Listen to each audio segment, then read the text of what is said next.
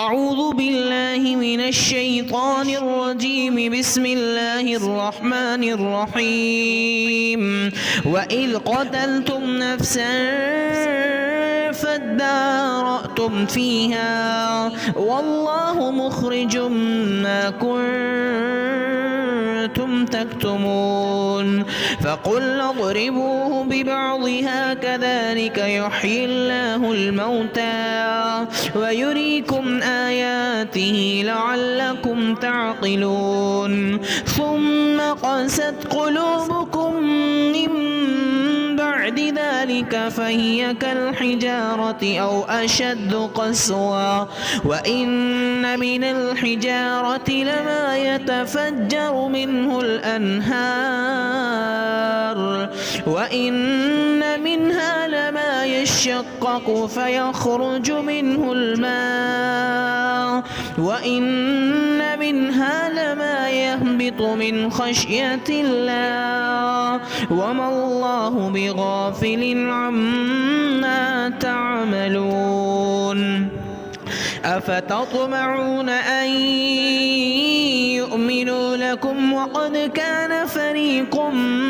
منهم يسمعون كلام الله ثم يحرفونه من بعد ما عقلوه وهم يعلمون وإذا لقوا الذين آمنوا قالوا آمنا وإذا خلا بعضهم إلى بعض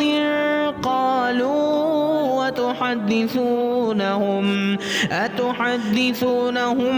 بما فتح الله عليكم ليحاجوكم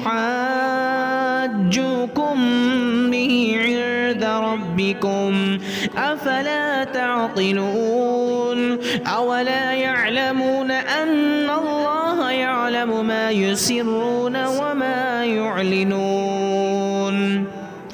ومنهم أميون لا يعلمون الكتاب إلا أماني وإن هم إلا يظنون فويل للذين يكتبون الكتاب بأيديهم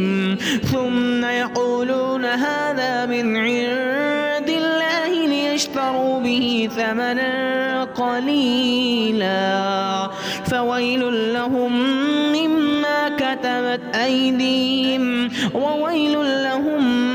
مما يكسبون وقالوا لن تمسنا النار إلا أياما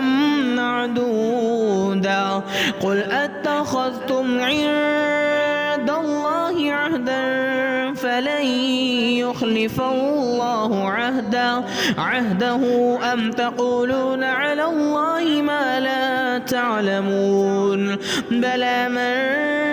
كسب سيئة وأحاطت به خطيئته